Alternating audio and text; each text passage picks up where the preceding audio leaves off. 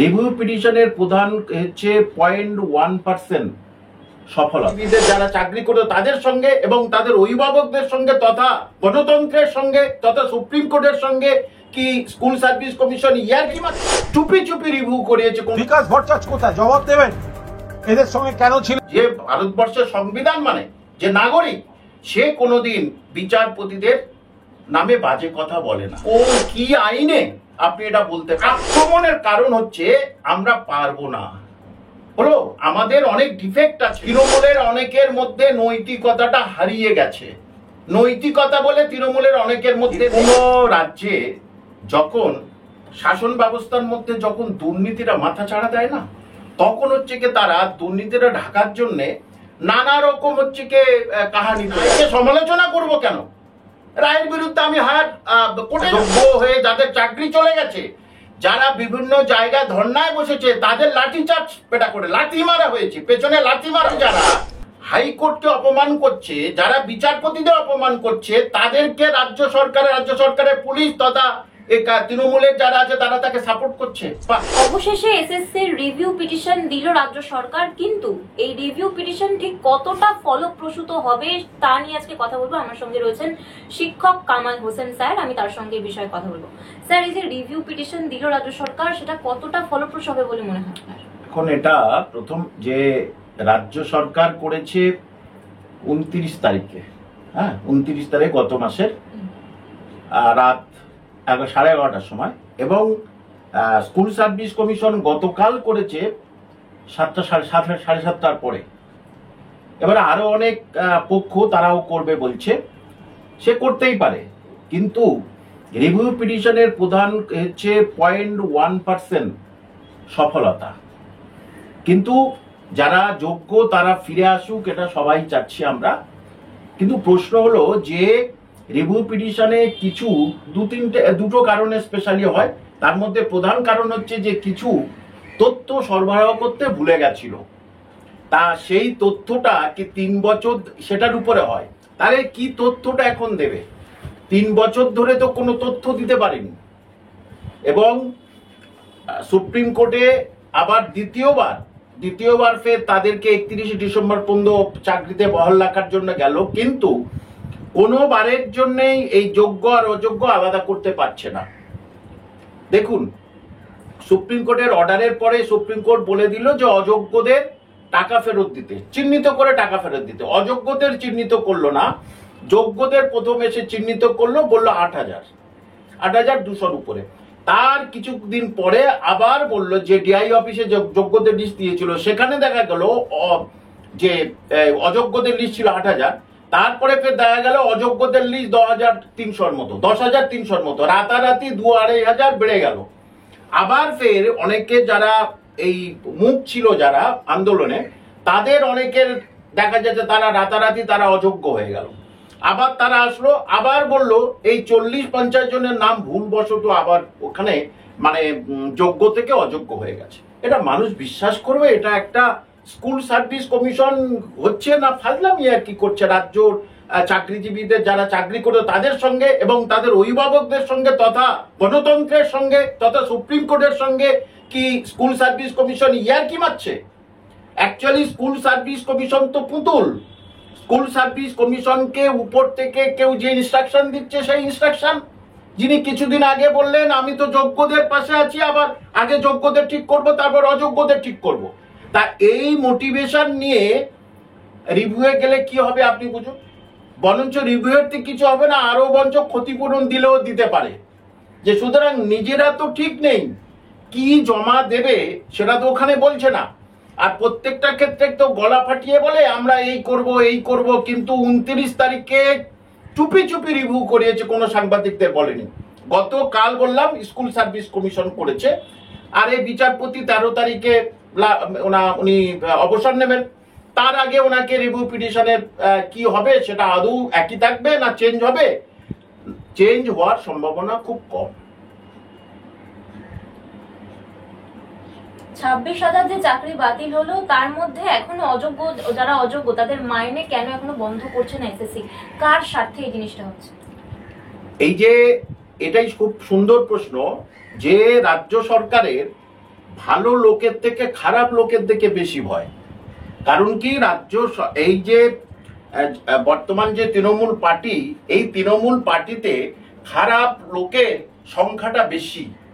আমি বলছি না যে সেখানে ভালো লোক আছে, অনেক ভালো লোক আছে, কিন্তু খারাপ লোকের সংখ্যাটা অনেক বেশি। আর সেই জন্য এই দলটাই ভালোভাবে চলছে আর কি। সুতরাং এখানে ওরা ওই খারাপ লোকের উপরে বেশি হচ্ছে কি নির্ভরশীল হয় আর কি। যে সুতরাং যারা অযোগ্য তাদেরকে বাঁচতে গেলে যদি তাদের নাম ঠিকানা সব দিয়ে দেয়, খুব সহজ পদ্ধতি। আপনি যোগ্যদের ডিআই অফিসে পাঠিয়ে দিচ্ছেন লিস্ট, আর অযোগ্যদের লিস্ট পাঠাতে আপনার অসুবিধা কোথায়? বা অযোগ্যদের লিস্ট ওয়েবসাইটে দিতে অসুবিধা কোথায়? অসুবিধা এখানে যে তাহলে রাজ্যের কোনো ল্যাম্পপোস্ট গুলো আর বাদ থাকবে না, সব ল্যাম্পপোস্টে বেঁধে বেঁধে মারবে যারা টাকা নিয়েছে, তারপরে বলবে কে নিয়েছে, শেষ পর্যন্ত মাথাটা ধরা পড়বে। আর এই জন্যেই অযোগ্যদের লিস্ট প্রকাশ করছে না এবং করবে না। তার একটাই কারণ যে 12% হারে সুদ ফেরত দিতে বলেছে, কিন্তু হাইকোর্টে সেই নিয়ে মামলা হয়েছে, মানে মানহানি মামলা হয়েছে, আদালত অবমাননা, কিন্তু একেবারে মানে চোরের মায়ের বড় গলা আর কি। সেখানে বলছে আপনারা এটার বিচার করতে পারেন না, হাইকোর্টকে বলেছে আপনারা বিচার করতে পারেন না। চিন্তা করুন, বাংলা একটা প্রবাদ বাক্য আছে, পথে পায়খানা করবো আবার চোখ রাঙাবো। এই একেবারে স্কুল সার্ভিস কমিশনের ঠিক একই পদ্ধতি, যে আমি অযোগ্যটা আলাদা করছি না, তাদের কাছ থেকে টাকা ফেরত নিচ্ছি না, সেটা জনগণের টাকা, সেই টাকা ফেরত নিচ্ছি না, এবং তাদেরকে আরো ইন্ধন যোগাচ্ছি। কি তারা এত ইন্ধন জুগিয়েছে তাদেরকে, তারা স্কুল সার্ভিস কমিশন অফিস ঘেরাও করে বলছে আমরা যে অযোগ্য, আপনি তার প্রমাণ দিয়ে আমরা অযোগ্য। ভাবা যায় কোনোদিন কোন রাজ্যে আমরা বাস করছি? এবং এখানের বুদ্ধিজীবীরা কেন চুপ আছে আমি তো জানি না। রাজ্য তো শিক্ষা দীক্ষা রসাতলে চলে গেছে। দেখুন, মানে 13% মাধ্যমিকে ফেল, ভাবা যায় কোনোদিনই ঘটেছে কোনোদিন পশ্চিমবঙ্গে? সে আগে অনেক আগে ঘটতো, এখন সব এমসিকিউ, তবুও 13% মানে ফেল। তার কারণ হচ্ছে কি, এই অযোগ্য শিক্ষকগুলো ওখানে চলে গেছে। আর শিক্ষা ব্যবস্থার প্রতি এই সরকারের উদাসীনতা, বরঞ্চ দান ধ্যান এই দিকের বেশি নজরটা বেশি আছে। তো সেই জন্য উনি চাচ্ছেন ওই অযোগ্যরা থাকুক, আর অযোগ্যদের বাঁচাতে গিয়েই তো সমস্ত যোগ্যদের কুরবানি দিয়ে দিল। আজকের খুব খারাপ লাগে যে যোগ্যদের কুরবানি দিয়ে দিল। বলছে এখন বলছে এই 9, 10, 11, 12 কোনোটাই হচ্ছে কি 2 নম্বর কাউন্সিলিং, কোনোটা বলছে 3 নম্বর কাউন্সিলিং পর্যন্ত সব যোগ্য, বাদ বাকি সব অযোগ্য। তাহলে সে অযোগ্যদের লিস্ট আপনি দিচ্ছেন না কেন? এই হিসেব করলে কিন্তু 14,000 হচ্ছে। আমি যতটুকু জানি, যতটুকু ঘাটাঘাটি করেছি, যদি এই লিস্ট হয় তাহলে 14,000-এর মতো কিন্তু অযোগ্য প্রার্থী এখনো আছে, কিন্তু বার হয়েছে 10,000। আর 4,000 কোথায়? জানে এইটা করতে গেলেই তো যোগ্যদের মধ্যে আরো অনেক অযোগ্য বার হবে। সেই জন্যই এটা নিয়ে বেশি খেলছে না, মানে অন্যদিকে মন ঘুরিয়ে নিচ্ছে আর কি। মন্দির উদ্বোধন, হ্যাঁ, তারপরে মুর্শিদাবাদে ওটা হলো, মন্দির উদ্বোধন, এই করে যদি দুর্নীতিটা পাশ কাটিয়ে যদি নিরাপদ জায়গায় থাকে, তাহলে রাজ্য সরকার এই করে করে যদি ভোটটা আমার এসে যায় আর কি, তাহলে মোটামুটি বেঁচে গেলাম। এবং যে 31শে ডিসেম্বর পর্যন্ত এরা চাকরি করবে, তাদের অনেকেই স্কুলে যাচ্ছে না, মানে আগেও, এখন ছুটি পড়ে গেছে। তারা বলছে আমাদের তো পরীক্ষা দিতেই হবে, কোনো উপায় নেই, যদি ভালো কিছু হয় তাহলে আমাদের তো পরীক্ষা দিতে হবে। তাহলে আমরা পরীক্ষায় পড়াশোনা না করলে তো 31শে ডিসেম্বরে আমাদের চাকরি থাকবে না। সেই পরীক্ষায় যে দুর্নীতি হবে না, এই গ্যারান্টিটা কি দেবে? খুব সুন্দর প্রশ্ন করেছেন। সেই গ্যারান্টি রাজ্য সরকার নিজে দিতে পারবে? যে পরীক্ষা নিল স্কুল সার্ভিস কমিশনার, যে অ্যাপয়েন্টমেন্ট দিল মধ্যশিক্ষা পর্ষদ, তাদের দুজনের মধ্যে হিসেবের গরমিল কি না? এ বলেছে এতজনের লিস্ট দিয়েছি, আর মধ্যশিক্ষা পর্ষদ বলেছে না তুমি বেশি লিস্ট দিয়েছো। তাহলে এদের মধ্যে দুর্নীতির গন্ধ, মানে ভাগবাঁটা করতে করতে এত বেশি ভাগবাঁটা করে ফেলেছে যে গরমিল হয়ে যাচ্ছে। তাহলে ফের পরীক্ষা নেবে স্কুল সার্ভিস কমিশন, আর ফের অ্যাপয়েন্টমেন্ট দেবে। এখন অবশ্য মধ্যশিক্ষা পর্ষদ দেবে না বলে দিয়েছে, এবার ডাইরেক্ট ডিআরকে চলে যাবে, মানে ম্যানেজিং কমিটির মাধ্যমে হবে আর কি। যে সুতরাং দুর্নীতি যে হবে না সেই গ্যারান্টিটা রাজ্য সরকারকে দিতে হবে। এবং একটা উপায় দুর্নীতি হবে না, সেটা হলো, আমি তখন বলেই এসেছিলাম, যে জন্য আমার এই দলের সঙ্গে সম্পর্কটা নষ্ট হয়েছে, তার প্রধান কারণ হচ্ছে বলে এসেছিলাম অনলাইনে পরীক্ষা করতে হবে। অনলাইনে পরীক্ষা করলো, সঙ্গে সঙ্গেই সন্ধ্যা তারা প্রিন্ট পেয়ে গেল এবং একদিন বা দুদিন পরে অনলাইনে A B C D E সিরিজের বার হয়ে গেল, কে কত পেয়েছে তারা জানতে পারলো। তাহলে কিছুদিনের মধ্যে রেজাল্ট বার হয়ে গেল। এবং এই যে পদ্ধতিতে যদি অনলাইন ছাড়া যদি করে পরীক্ষা, তাহলে আমি আবার লিখে দিচ্ছি, মিলিয়ে নেবেন তখন, 31শে ডিসেম্বরের আগে অসম্ভব ব্যাপার। সবাইকে সব কাজ করে তাদের কি স্কুলে পাঠানো অসম্ভব ব্যাপার, অসম্ভব। যদি না ইন্টারভিউ তুলে দেয়, ইন্টারভিউ তুলে দিলে ঠিক আছে। দেখুন পরীক্ষার্থী, প্রচুর পরীক্ষার্থী হবে, সে ওরা ওই 22 লক্ষ নিতে পারে অথবা বাইরে থেকে নিতে পারে, সেটা ওদের বাবুরা এখনো কোনো সিদ্ধান্ত নিতে পারেনি। তাহলে এতজনের পরীক্ষা হবে, 3 মাস সময় দিতে হবে পড়তে, মে মাস থেকে ধরুন জুন জুলাই আগস্ট, তাহলে আগস্ট সেপ্টেম্বর অক্টোবরের হচ্ছে কি আপনার রেজাল্ট বার হলো, তারপরে ইন্টারভিউ হবে, তো টানা 3 মাস, তারপরে কাউন্সেলিং হবে। কোথায়? 31 ডিসেম্বরের মধ্যে স্কুলে পাঠাবে, আমি লিখে দিলাম কোনো দিনের জন্য পারবে না, যদি না অনলাইনে করে। আর অনলাইনে করলেই তো দুর্নীতি করতে পারবে না, যদি সেই মোটিভ থাকে আর কি, দুর্নীতি করতে পারবে না।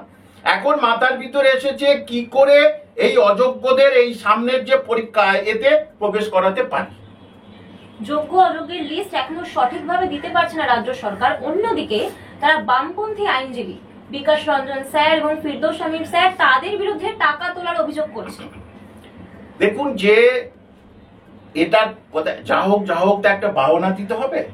যখন না পারে, সব দিক থেকে যখন পিছিয়ে যায়, দেখুন বদনাম দুর্নাম কুসমালোচনা করে কারা? যারা পিছিয়ে আছে, যারা হেরে আছে, তারাই কিন্তু এটাই করে। তাহলে নিয়ম হচ্ছে কোর্টে জিততে পারবে না, সেটা বুঝে গেছে, কোর্টে জিততে পারবো না। একটা পরিষ্কার সমস্ত দর্শকদের আপনার চ্যানেলের মাধ্যমে একটা পরিষ্কার করে দিচ্ছি, তারা জানুক যে এই যে কর্মশিক্ষা শারীরিক শিক্ষা এরা কেন এই জিনিসটা করছে। দেখুন স্কুল সার্ভিস কমিশনের যখন নোটিফিকেশন হয় 1998 থেকে, আগে প্রত্যেকটা সাবজেক্টের জন্য কোন সাবজেক্টে কত শূন্যপদ ক্যাটাগরি ওয়াইজ দিয়ে দেওয়া হয়, ঠিক আছে? তাহলে এই কর্মশিক্ষা শারীরিক শিক্ষার যে প্রায় 1600 মতো শূন্যপদ, সেই শূন্যপদের তো নিশ্চয়ই শূন্যপদ আগে ক্রিয়েটেড ছিল, তৈরি ছিল। তাহলে সেই তারা গেল কোথায়? এদেরকে সুপার নিউমারি পদ তৈরি করতে হলো কেন? বুঝাতে পারলাম তো কেন? তাহলে পিছন থেকে কি এই কর্মশিক্ষা শারীরিক শিক্ষা তারা প্রবেশ করেছে ভিতরে? আর সেই জন্যেই এই যারা আপাতদৃষ্টি যোগ্য, এদেরকে ওই সুপার নিউমারি পদ করে দিতে হচ্ছে।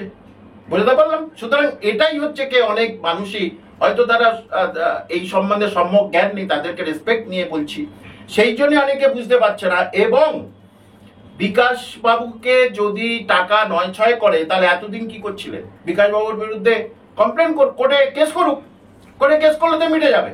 একটা বদনাম দেওয়া ছাড়া আর কিছু নয়।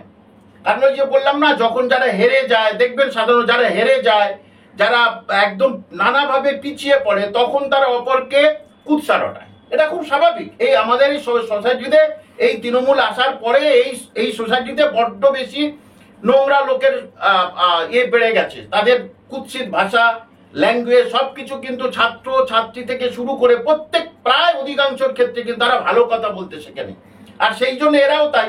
দেখুন একজন হবু শিক্ষক শিক্ষিকা, তারা একজন বয়স্ক অ্যাডভোকেট, তার পেসমেকার বসানো আছে, তাকে কি করে চায়ের কাপ ছড়ে এরা শিক্ষক শিক্ষিকা হবে? আর মাননীয় বিচারপতি বিশ্বজিৎ বসুর কে নানা রকম ধরনের অঙ্গি ভঙ্গি, তার ফটোর উপরে পা তুলে দেওয়া, এরা কি সত্যি শিক্ষক শিক্ষিকা? এরপরেও তারা দাবি করছে যে তারা নাকি যোগ্য। কিসের জোরে তারা এই দাবিটা করছে? ওই যে সুপার নিউমারি পদে তারা হয়েছে, সুপ্রিম কোর্ট বলে দিয়েছে সুপার নিউমারি পদ ঠিক আছে, সরকার করতে পারে, যে কোনো রাজ্য সরকার। কিন্তু আমার প্রশ্ন, ওদের যে ক্রিয়েটেড সিটটা গেল কোথায়? সেটা কারা নিয়ে চলে গেছে স্কুলে? না কি ঘটনা হয়েছে? কেন আমি সুপার নিউমারি পদ তৈরি করব? এইটাই হচ্ছে আমার প্রশ্ন, কেন পদটা তৈরি করব? নিশ্চয়ই পিছনে কিছু একটা অঘটন ঘটেছিল, সেই জন্য সুপার নিউমারি পদ আমার তৈরি করতে হয়েছে। এই জন্যেই, যে জন্য ওই 9, 10, 11, 12 মিলে কিছু সুপার নিউমারি পদ তৈরি করেছিল, গ্রুপ সিডি মিলে, যে এরা যোগ্য, যারা ওয়েটিং আছে এদেরকে নিতে পারেনি, তাই এদের জন্য এইটা করলাম। কেন করবে? অর্থাৎ প্যানেলের পেছন থেকে গেছে, পরীক্ষা দেয়নি, তারা পেয়েছে, তাহলে এবারে দেখছে যোগ্য যারা তাদেরকে দিতে হবে। কিন্তু যোগ্য অযোগ্য সেটাও বিচার হবে সুপ্রিম হাইকোর্টে। হাইকোর্টে মামলা চলছে, সুতরাং হাইকোর্ট যেটা দেবে সেটা মেনে নিতে হবে। তার আগেই যেখানে 144 ধারা জারি আছে হাইকোর্টে, সেখানে পুলিশ ও দর্শক, পুলিশও কিছু বলছে না, সেখানে তারা এই যে মানে অত্যাচার করেছে অ্যাডভোকেটদের উপরে, এবং 144 ধারা জারি সেখানে, সেগুলো ভায়োলেট করেছে, এবং পুলিশ তাদেরকে কোনো বাধা দেয়নি, কিছু দেয়নি। সেই জন্য তাদের বিরুদ্ধে কেস হচ্ছে প্রায় 17 জনের এগেনস্টে। এবার একবার যখন তাদের ক্রিমিনাল প্রসিডিং শুরু হবে, ওদের আর চাকরিটাই হবে না। সুতরাং যে ওদেরকে লেলিয়ে দিয়েছে, এখন ওরা বুঝতে পারছে যে আমরা এটা করে খুব ভুল করেছি। অর্থাৎ যে একটা ভুল করে না, সে সেই ভুলটা ঢাকতে গিয়ে আরেকটা ভুল করে। এদেরও তাই হয়েছে, এই কর্মশিক্ষা শারীরিকার ছেলেদের তাই হয়েছে। কোর্ট যা রায় দেবে তাই আমি মেনে নেবো। আমি অ্যাডভোকেটকে আক্রমণ করবো কেন? তোমারও তো অ্যাডভোকেট আছে। চিফ মিনিস্টার সবসময় বলে তো আমি অ্যাডভোকেট, আমি তো অনেক কেস লড়েছি। তাই এখানে বিকাশ বাবুর বিরুদ্ধে হাইকোর্টে লড়ুন না, সুপ্রিম কোর্টে যেতে হবে না মাননীয় মুখ্যমন্ত্রীকে। উনি তো অ্যাডভোকেট অ্যাডভোকেট বলে চিল্লান, তাই হাইকোর্টে আসুন, মাননীয় বিকাশ রঞ্জনের বিরুদ্ধে লড়ুন, আপনি কেসটা বার করে নিন।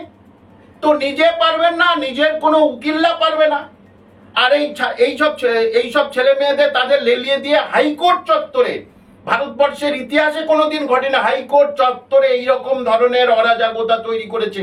এরা শিক্ষক, এরা বিদ্যালয়ে গেলে কোনো সুস্থ মস্তিষ্কের স্টুডেন্ট এদের হাতে বার হবে না। এরা বিদ্যালয়ে গিয়ে কি শেখাবে? এইরকম শেখাবে তো, পড়ার বদলে বন্দুক মারো, বোমা ছোড়ো, বয়স্ক ব্যক্তিদের অপমান করো। এরা শিক্ষক? আমাদের শিক্ষক শিক্ষিকারা এরকম ধরনের জ্ঞান আমাদের দেননি। এরকম করলে তারা বরঞ্চ আমাদের ধরে মারতেন, এবং আমাদের বাবা মায়ের কাছে সে খবর চলে যেত, আবার মার খেতাম বাবা মায়ের কাছে। তাহলে এরা কি শিক্ষা পেয়েছে? এরা শিক্ষক শিক্ষিকা হবে? এরা শিক্ষক উচিত মনোভাব এদের নেই। না হলে আইন মানে না, রাজ্যের আইন মানে না, সংবিধান মানে না, তুমি কোর্টে লড়ো না, তুমি বিচারপতির উপরে আক্রমণ কেন? তার পেসমেকার বসানো আছে, তার উপর আক্রমণ কেন? সুতরাং এরা এমনি মানুষ নয়, মানুষের থেকে যদি আরো নিম্ন প্রবৃত্তির কিছু থাকে তবে এরা নামে শিক্ষক, হবু শিক্ষক। এখানে পুলিশের ভূমিকা নিয়েও প্রশ্ন উঠছে যে যখন তারা বিকাশ রঞ্জন স্যার এবং ফিরদৌস শামীম স্যার তাদের উপর হামলা করেছিল চাকরি প্রার্থীরা, তারপর যখন তারা অবস্থানে বসেছিল, সেই পুলিশ সেই চাকরি প্রার্থীদের তখন চপ মুড়ে দিয়েছিল এবং ত্রিপল টানাতে সাহায্য করেছিল। কিন্তু এই চাকরি প্রার্থীরাই যখন এসএসসির সামনে গিয়ে অবস্থান করেছিল, কালীঘাট অভিযান করেছিল, তখন তাদেরই প্রিজন ভ্যানে তুলেছিল পুলিশ। তার মানে এটা বোঝা যাচ্ছে যে এদেরকে মদত দেওয়া হয়েছে। আমি তো বললাম অযোগ্যদের দেখে বেশি ভয়, বেশি সহযোগিতা করছে অযোগ্যদের, যোগ্যদের নয়। তাহলে পুলিশের উচিত ওদেরকে, একটা সাধারণ মানুষ গেলে কিছু হামলা করলে তাদেরকে সঙ্গে সঙ্গে প্রিজন ভাবে তোলে, তাহলে ওদেরকে তোলেনি কেন? নিয়ম হচ্ছে এখানে সংশ্লিষ্ট যে অফিসার থাকবেন তিনি তার উপরের অফিসার অ্যাসিস্ট্যান্ট কমিশনার পুলিশকে বলবেন, অ্যাসিস্ট্যান্ট কমিশনার পুলিশ ডিসি কে বলবেন, ডিসি সাহেবকে, ডিসি সাহেব যদি সিদ্ধান্ত না নিতে পারেন সিপি সাহেবকে বলবেন, সিপি সাহেব না সিদ্ধান্ত নিতে পারে চিফ মিনিস্টারকে বলবেন। তাহলে এই আদেশটা, এই অর্ডারটা উপর থেকে এসেছে যে ওদেরকে কিছু বলবে না, ওদেরকে বসতে দাও, ওদেরকে মারতে দাও, ওই অ্যাডভোকেটদের মারতে দাও। এত বড় সহজ। এবং পুলিশটা কি করে বলুন, তারা তো দাস, তাদেরকে তো মাননীয় মুখ্যমন্ত্রী বলে দিয়েছিলেন একদিন, তার জন্য তো অনেক পুলিশ গ্রামে গঞ্জে মারও খেয়েছিল, যে নিচু তলার কিছু পুলিশ কর্মী তারা ঘুষ খায়। একজন পুলিশ মন্ত্রী হয়ে এই পুলিশদের বলছে, আবার তাদের দ্বারা এই কাজ করাচ্ছে। আমার প্রশ্ন, এই সমস্ত পুলিশ তারা যারা দাদাদিরে তাদের রেসপেক্ট করছি, তারা তো দাস না, কিছু করার নেই। তাদের বাড়ির সন্তানরা কি শিক্ষক শিক্ষিকার কাছে পড়েন না? তাদের বাড়ির সন্তানরা কি শিক্ষা অর্জন করবে? যে আমার বাবা এই এদেরকে বয়স্ক ব্যক্তিদের মারছে, সেটাকে সাপোর্ট করছে, তাহলে আপনার বাড়ির সন্তানরা কি শিখবে? পুলিশদের প্রতিবাদ করার মানসিকতা নেই, পুলিশরা একেবারে পুরো কি বলবো একদম জবুতবু হয়ে গেছে। তাদেরকে বলছে যে নিম্ন শ্রেণীর নিচু তলার পুলিশ কর্মীরা ঘুষ খায়, তার প্রতিবাদ করলো না কোনো পুলিশ কর্মী, কোনো প্রতিবাদ করলো না। সুতরাং হাইকোর্ট চত্বরে যা ঘটেছে তার জন্য মাননীয় মুখ্যমন্ত্রী দায়ী, এটা তো পুলিশ মন্ত্রী দায়ী। পুলিশরা যখন ওরকম করে তাকে সাহায্য করেছে, এই বিশৃঙ্খলা তৈরি করতে, সূচনা করতে সাহায্য করেছে পুলিশ, তাহলে সেখানে পুলিশ মন্ত্রী দায়ী অবশ্যই। এবার আদালত অবমাননার জন্য কুণাল ঘোষের বিরুদ্ধে হাইকোর্টের রুল জারি হলো। রাজনীতি কেন আদালত আইন এগুলোকে ছাপিয়ে যাচ্ছে? এটা কি কাম্য যে রাজনীতি আইন ছাপিয়ে যাবে? দেখুন, যে কোনো রাজ্যে যখন শাসন ব্যবস্থার মধ্যে যখন দুর্নীতিরা মাথা ছাড়া দেয় না, তখন হচ্ছে কি তারা দুর্নীতিটা ঢাকার জন্য নানা রকম হচ্ছে কি কাহানি তোলে আর কি, ধর্ম মিশিয়ে দেয়, অথবা বিচারপতিদের আক্রমণ করা হয় যাতে দুর্নীতিটা নিয়ে মানুষরা চিন্তা না করে। এই জন্যেই, এবং কোন সুস্থ যার মানসিকতা, যে ভারতবর্ষের সংবিধান মানে যে নাগরিক, সে কোনোদিন বিচারপতিদের নামে বাজে কথা বলে না, রায় মেনে না। তার জন্য তোমার তো হায়ার স্কোপ আছে, তুমি সুপ্রিম কোর্টে যাও, কিন্তু তুমি সেই রায়কে সমালোচনা করবো কেন? রায়ের বিরুদ্ধে আমি হায়ার কোর্টে যাব, সেখানে গিয়ে আমি আমার যোগ্যটা, আমি যদি কেসের মেরিট থাকে তাহলে আমি সেটা ছিনিয়ে নিয়ে আসবো। না হলে এই আক্রমণের কারণ হচ্ছে আমরা পারবো না, হলো আমাদের অনেক ডিফেক্ট আছে, তাই আমরা আক্রমণটা করবো। এটা কি প্রাসঙ্গিক? কুণাল ঘোষ তিনি তৃণমূলের মুখপাত্র সহ তিনি একজন সাংবাদিক, তিনি সাংবাদিকতা করেন, তিনি কখনো কখনো আইন যারা বিচারপতি তাদেরকে কটূক্তি করছেন, কখনো আবার যারা চাকরি প্রার্থী, যারা চাকরি হারিয়েছেন তাদেরকে লেলিয়ে দিয়েছেন। এটা কতটা প্রাসঙ্গিক, কতটা প্রযোজ্য তার জন্য? দেখুন, প্রথম কথা আমি বলি, কুণাল আমি একই জায়গা থাকি, কুণালদা আমি একই জায়গা থাকি, আমার প্রতিবেশী, এবং একজন সুস্থ মস্তিষ্কের মানুষ, একজন রুচিশীল মানুষ, তিনি কিন্তু তার প্রতিবেশীকে খারাপ কথা বলেন না। সেই জন্যে উনি যেহেতু আমার প্রতিবেশী, আমি কোনোদিন ওনার নামে কোনো কিছু বলতে পারবো না। কিন্তু এটা ঠিক যে এইটা যেটা কুণালদা যেটা করছে সেটা কুণালদার ভাবনা, তিনি কোন অ্যাঙ্গেল থেকে এটা বলেছেন আমি জানি না।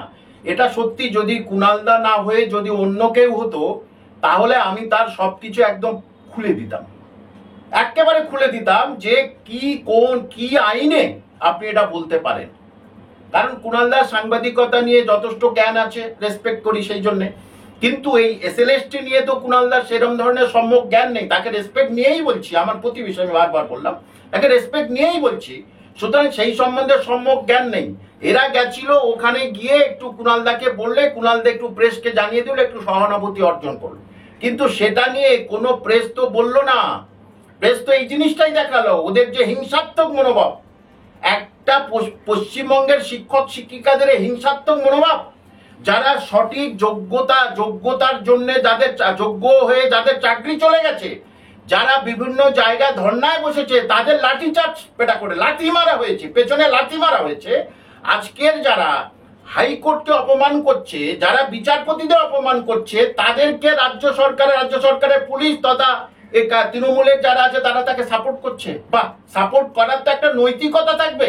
আসলে এই নৈতিকতাটা তৃণমূলের অনেকের মধ্যে নৈতিকতাটা হারিয়ে গেছে, নৈতিকতা বলে তৃণমূলের অনেকের মধ্যে নেই। আর এই নৈতিকতার প্রশ্নে আমি তো এই দল থেকে রিজাইন দিয়ে চলে এসেছি, এই নৈতিকতার প্রশ্নে যে কেন এত দুর্নীতি থাকবে এবং কেন যোগ্য অযোগ্য আলাদা করা হবে না। আমার প্রতিবাদ এটাই ছিল, ব্যাস। সুতরাং নীতি নৈতিকতার প্রশ্নে ওরা কিন্তু সবসময় দুর্নীতির পক্ষে।